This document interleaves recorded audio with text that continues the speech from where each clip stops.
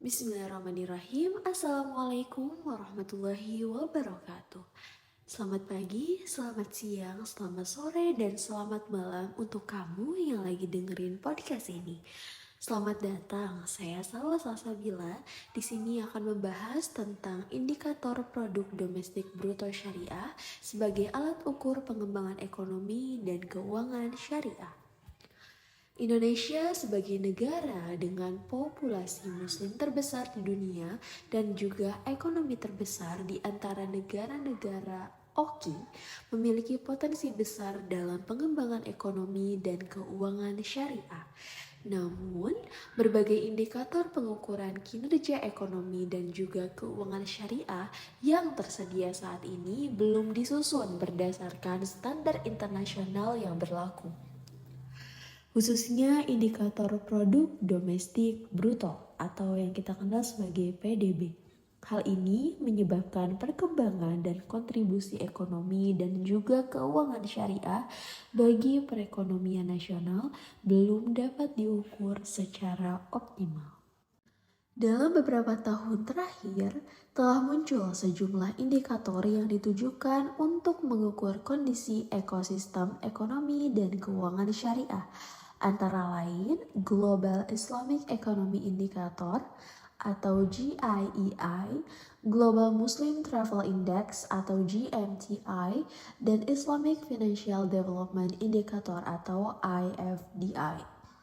Keberadaan indikator PDB syariah tidak hanya untuk menjawab urgensi kebutuhan pada alat ukur dari perkembangan industri halal nasional, tetapi juga kebutuhan tersedianya data sektorial ekonomi dan keuangan syariah yang bermanfaat bagi formulasi kebijakan di masing-masing sektor.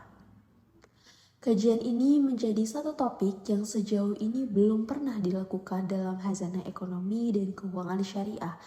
Kontribusi yang signifikan dari penelitian ini tentu tidak hanya pada rekomendasi kebijakan dan melengkapi informasi pasar, tetapi juga pengembangan keilmuan ekonomi dan keuangan syariah. Bank Indonesia dalam beberapa tahun terakhir telah menginisiasi penyusunan kajian indikator aktivitas usaha syariah atau AUS. Penyusunan indikator AUS dalam kajian ini diukur berdasarkan 3 dimensi pelarangan merujuk pada kaidah muamalah. Kaidah muamalah Islam menyebutkan bahwa semua hal pada dasarnya boleh atau halal kecuali ada dalil yang melarang. Berdasarkan kaidah muamalah tersebut dapat dikatakan pula bahwa terdapat 3 dimensi kehalalan, yaitu pertama, halal secara produk, yakni bebas dari zat yang haram. Kemudian yang kedua, halal secara sumber pembiayaan. Terdapat 8 tahapan pengembangan indikator AUS sebagai proksi PDB syariah. Tahap pertama pengembangan PDB syariah berkaitan dengan pemetaan ruang lingkup yang bertujuan untuk memperoleh cakupan dan batasan dalam mengukur kontribusi ekonomi syariah.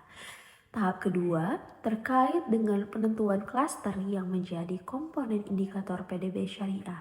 Tahap ketiga dari pengembangan PDB syariah berkaitan dengan identifikasi dari cakupan klaster PDB syariah yang telah ditentukan sebelumnya.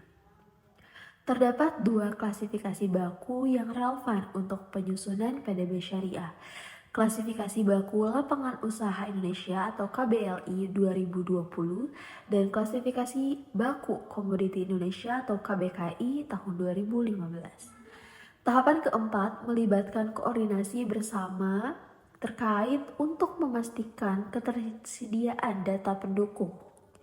Tahapan kelima berkaitan dengan penyusunan PDB syariah yang didasarkan pada standar internasional yang berpedoman pada Sistem Neraca Nasional tahun 2008.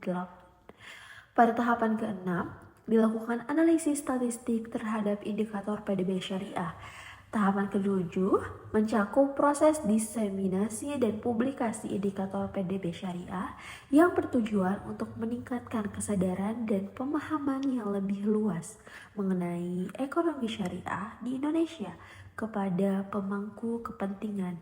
Dan tahapan ke-8 mencakup evaluasi atas indikator PDB syariah yang telah dikembangkan.